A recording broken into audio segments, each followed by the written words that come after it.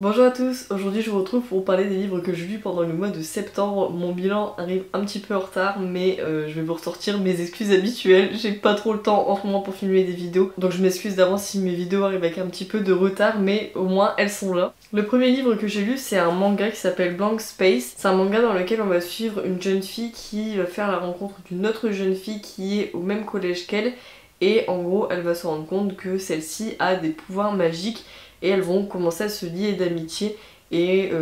c'est vraiment ça en fait, ce premier tome. C'est une série en 3 tomes, donc le premier tome est assez introductif. J'ai envie de lire la suite pour voir comment l'histoire va se développer, parce que il y a toute une problématique autour de ces pouvoirs qui ont du mal à être maîtrisés par la jeune fille et qui entraînent certaines pensées, certaines inclinations assez mauvaises chez elle. Et donc j'ai envie de voir comment ces deux aspects-là vont évoluer dans les prochains tomes. Donc je pense que je lirai le tome 2 et le tome 3 lorsqu'ils seront sortis, mais j'avoue que je suis un petit peu restée sur ma faim avec ce tome 1, même si l'histoire est assez intrigante et intéressante. Ensuite j'ai lu un thriller qui s'appelle The Only One Left de Riley Sager. C'est un livre que j'ai vu beaucoup passer sur les chaînes YouTube anglophones et le résumé m'avait donné hyper envie de le lire. C'est pas le genre vers lequel je me dirige habituellement, mais là pour le coup je me suis dit pourquoi pas tenter, surtout que je l'avais mis dans ma palle du Pumpkin Autumn Challenge. C'est une histoire où on va suivre une jeune aide à domicile qui va être mise sur un nouveau contrat, parce qu'en gros elle a eu des soucis avec son contrat précédent et donc elle va être envoyée dans une nouvelle maison pour aider une nouvelle personne âgée, et en fait elle va se rendre compte que elle est envoyée dans la maison d'une femme qui est hyper connue en fait dans sa ville pour avoir tué l'ensemble de sa famille des décennies auparavant. L'histoire se passe dans les années 80 et je crois que ça s'est passé dans les années 50, l'histoire du meurtre, et donc nous on va suivre l'arrivée de cette jeune femme au sein de cette maison. La femme en fait qui a tué toute sa famille est depuis muette, elle ne bouge presque pas et il n'y a aucun moyen de communiquer avec elle et donc d'obtenir sa version des faits. On sait toujours pas pourquoi elle a tué l'ensemble de sa famille, on sait pas ce qui l'a motivée, et il y a tout un mystère en fait qui plane autour de cette femme. Elle est connue dans la ville pour avoir tué sa famille, mais en vérité on sait pas trop ce qui s'est passé cette nuit là, et c'est un petit peu le flou. Et donc la femme qui va arriver dans cette maison va essayer d'un petit peu résoudre ce mystère, même si en gros au début elle va juste essayer de communiquer avec la personne qu'elle est censée aider, et du coup nous on va suivre un petit peu toute cette histoire là. C'est un roman que j'ai beaucoup aimé tous les dévoilements en fait qu'il y a eu au cours de l'histoire, et j'ai beaucoup aimé comment l'auteur a construit le récit, et ça m'a donné envie de lire davantage de thrillers, parce que vraiment je me rends compte que c'est un type de livre que j'aime bien. J'aime pas les thrillers trop poussés je vais dire, mais les enquêtes comme ça qui sont hyper cosy, j'ai envie de dire, même si c'est pas trop cosy parce que forcément il y a quand même une histoire de meurtre qui est impliquée, mais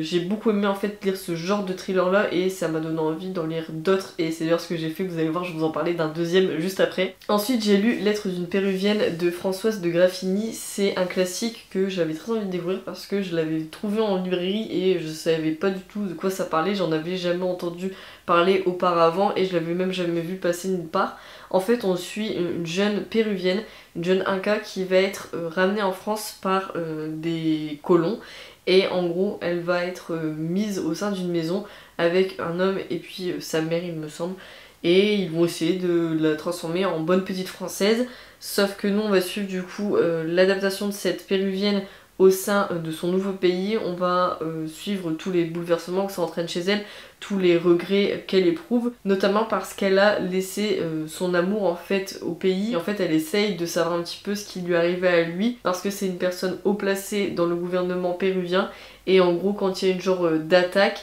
ils en ont profité du coup pour prendre cette jeune femme et la ramener en France, mais elle du coup elle a pas du tout suivi tous les bouleversements que ça entraînait au sein du gouvernement péruvien à l'époque. Et donc voilà, c'est un petit peu toute l'histoire de ce livre. J'avoue que c'était une lecture qui était intéressante, notamment parce que c'est un roman qui est paru en 1747, et moi c'est une époque dont j'ai lu peu de classiques en fait, donc ça me faisait plaisir de découvrir un petit peu plus les auteurs et pour le coup les autrices de cette époque là. Mais j'avoue que je me suis un petit peu ennuyée, j'ai pas trouvé le personnage principal de la péruvienne que l'on suit hyper attachant, et j'ai trouvé que l'histoire avait des longueurs et ça a un petit peu du coup gâché ma lecture. Après c'est un classique qui est intéressant à découvrir, et vu qu'il est très peu connu je trouve de nos jours, je vous recommande quand même d'essayer de lui donner sa chance, mais c'est pas l'un de mes classiques préférés malheureusement. Ensuite j'ai lu La fille parfaite de Nathalie Azoulay, c'est le livre que j'ai reçu pour le mois de septembre pour le club des lecteurs Folio et ça a été une grosse déception.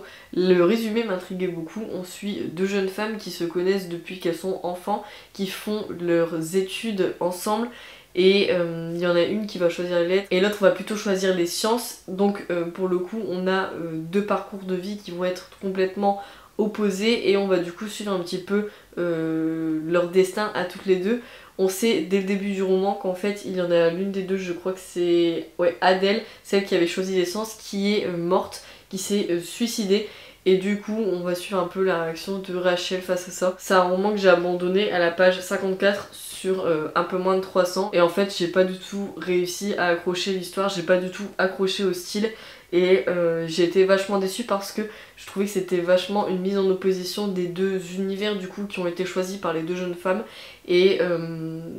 ouais, je trouvais pas l'histoire intéressante et j'avais du mal à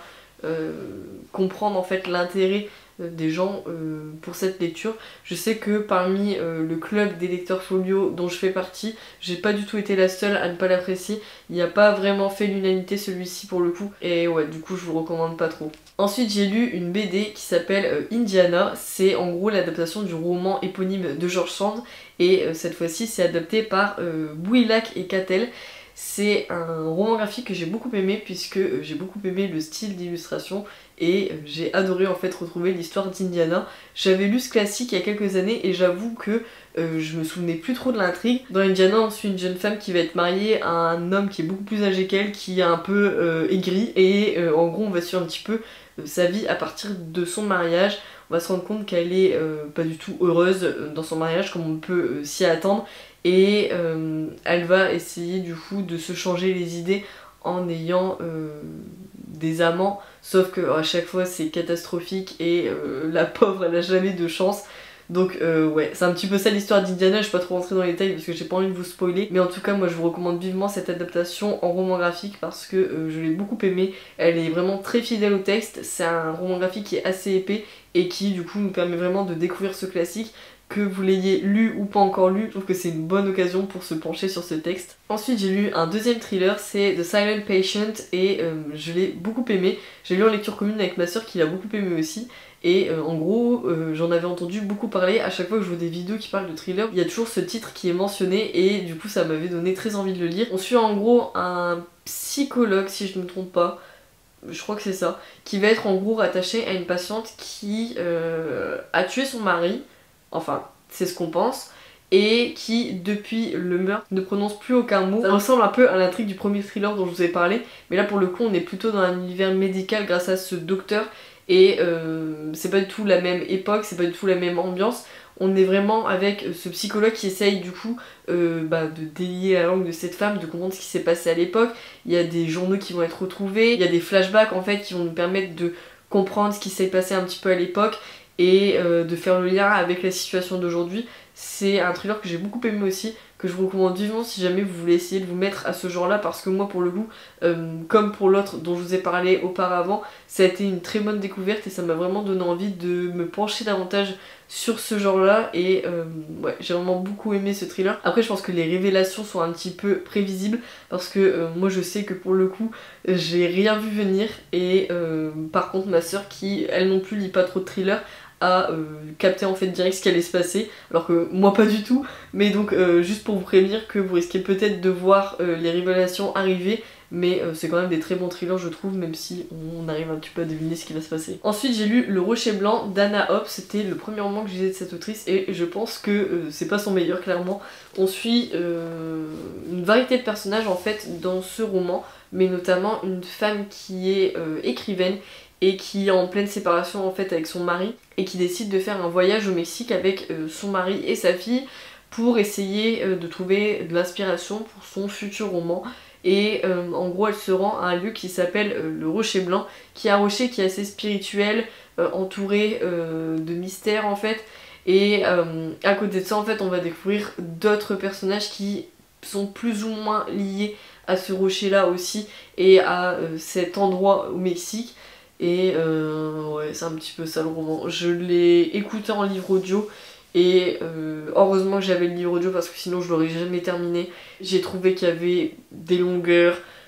les histoires m'intéressaient pas forcément, enfin bref. Je pense que ça l'a juste pas fait avec moi parce que c'est pas non plus un mauvais roman, mais j'ai vu aussi des retours qui étaient assez mitigés par rapport à ce titre-là, notamment de personnes qui m'ont dit qu'ils aimaient bien en fait Anna Hope et qui avaient lu ce dernier titre qui vient de sortir et qui avaient été un peu déçus par rapport au roman précédent qu'ils avaient pu lire de cette autrice. Donc ouais, je vous recommande pas vraiment de commencer à découvrir cette autrice avec celui-ci. Et moi ça m'a pas trop donné envie de la découvrir davantage. Ensuite j'ai lu une autre BD qui s'appelle Les Yeux d'Or et qui est dessinée par Lucie Kemener, ou Kemener, je sais pas trop comment ça se prononce. Et en gros c'est une adaptation il me semble d'un roman qui a été écrit par Marie Desplechin. C'est un roman jeunesse si j'ai bien compris. Et en fait on va suivre dans cette BD une jeune femme qui s'appelle Esme, qui est opticienne astronome et qui travaille dans un genre de laboratoire d'astronomie, enfin je sais pas trop comment ça s'appelle, mais en gros l'endroit où on va observer les étoiles. Je mettrai le nom si au moment où je monte j'ai retrouvé, mais là j'ai un gros trou. Et en gros on suit cette jeune femme qui travaille du coup là-bas et un jour en fait son directeur va lui demander de garder sa petite fille qui s'appelle Violette et à partir de ce moment-là Esme et Violette vont commencer à se lier d'amitié, à vraiment développer une relation assez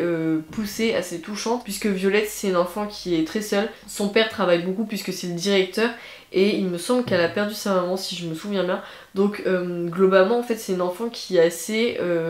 seule, qui est assez repliée sur elle-même et le fait en fait de se lier d'amitié avec la jeune femme va vraiment lui permettre de s'épanouir à nouveau et du coup on va suivre un petit peu sa relation avec cette jeune femme. Il y a tout un côté un peu fantastique également autour du personnage d'Esme qui est à mon avis un peu fantasmé par la jeune fille et qui est un peu entourée d'une genre d'auréole magique, je sais pas trop comment expliquer ça, mais si vous lisez la BD vous allez comprendre ce que je veux dire. Et donc ouais c'est vraiment ça l'histoire, je vais pas vous en dire plus parce que j'ai pas envie de vous spoiler, mais c'est une BD que j'ai trouvé vraiment très chouette, très attachante, j'ai beaucoup aimé la relation entre les deux jeunes filles et c'est la deuxième BD que j'ai de cette autrice, j'aime beaucoup son style de dessin et ça me donne envie de continuer à la suivre parce qu'à chaque fois je trouve que c'est des histoires qui sont très touchantes et très bien dessinées pour le coup. Et enfin le dernier livre que j'ai lu pendant le mois de septembre c'est Papillon de nuit de Jen Hennigan. C'est un roman que j'ai reçu de la part d'édition J'ai lu en service presse. Je l'avais demandé parce que lorsque j'ai vu la couverture et que j'ai lu le résumé ça m'a donné trop envie de le découvrir. On suit en fait un monde où des genres de papillons de nuit sont sortis de l'Amazonie à cause de la pollution, à cause de tous les dégâts en fait qui ont été faits sur l'environnement. Ça a entraîné la sortie de ces papillons qui étaient terrés au sein de l'Amazonie et qui ont en fait contaminé tous les hommes. C'est des papillons qui entraînent deux effets, soit les hommes meurent directement, soit ils deviennent fous et ils sont super violents. Ils violent, ils tuent, ils massacrent, ils tabassent et en gros il y a toute la société qui a dû être repensée. Les femmes sont maintenant à la tête en fait du pouvoir et les hommes sont enfermés dans des structures où s'ils sont contaminés, ils sont en gros drogués H24 pour ne plus représenter de danger envers les femmes. Et donc nous on suit une femme qui a vécu en fait le changement, qui était vivante lorsque les papillons ont commencé à contaminer les hommes. Et donc là on la suit, c'est une vieille femme puisque ça fait une cinquantaine d'années je crois que ce bouleversement en fait a eu lieu. On découvre ce qu'est devenu le monde, on découvre toutes les structures qui ont été mises en place, comment les hommes sont gérés et également tout ce que ça a entraîné au sein de la société. Les rôles en fait ont été complètement inversés et en 50 ans à peine les mentalités ont été également complètement modifiées puisque il y a beaucoup de stéréotypes de genre mais du coup qui sont complètement inversés par rapport à ceux qu'on trouve de nos jours et c'est vraiment super bien fait, c'est vraiment super intéressant la manière dont l'autrice a construit toute cette société, comment elle a réussi à inverser tous les stéréotypes pour justement les dénoncer, mais vraiment c'est hyper bien fait et j'ai vraiment beaucoup aimé toute l'intrigue. J'ai trouvé que c'était un roman qui était hyper rythmé, il y a beaucoup d'intrigues politiques mais également des intrigues sentimentales et un peu plus proches en fait du personnage que l'on suit puisque elle travaille au sein d'un centre où les garçons qui ne sont pas contaminés sont mis pour vivre Et ensuite du coup la vie de ces jeunes garçons, leurs conditions de vie qui sont assez compliquées et qui sont vraiment pas super pour le coup. Ils ont aucune liberté, ils ont pas le droit d'aller dehors parce qu'ils ne peuvent pas en fait être contaminés. Et ouais, on suit vraiment leur vie par rapport au personnage de la femme qui travaille du coup en tant que genre d'infirmière. Et ouais, et il va se passer plein de choses, il y aura plein de bouleversements, on va apprendre plein de choses sur le gouvernement, tout ce qui est fait en cachette en fait par rapport à la population. Et ouais, c'est vraiment super intéressant. Je vais arrêter d'en parler parce que j'ai pas envie de vous spoiler, mais pour moi ça a été vraiment une excellente lecture que j'ai vraiment beaucoup aimé découvrir. Et si vous cherchez un roman un peu apocalyptique d'anticipation comme ça, c'est vraiment hyper intéressant parce que c'est vraiment centré sur les stéréotypes de genre et sur toutes les problématiques autour du genre que l'on connaît aujourd'hui. Donc ouais, je vous recommande vivement la lecture de ce livre si jamais ça vous tente. Donc voilà, c'est tout pour mes lectures du mois de septembre. J'espère que cette vidéo vous a plu. N'hésitez pas à me dire en commentaire vous les livres que vous avez lus pendant le mois de septembre. Et moi en attendant, je vous dis à très bientôt pour une prochaine vidéo.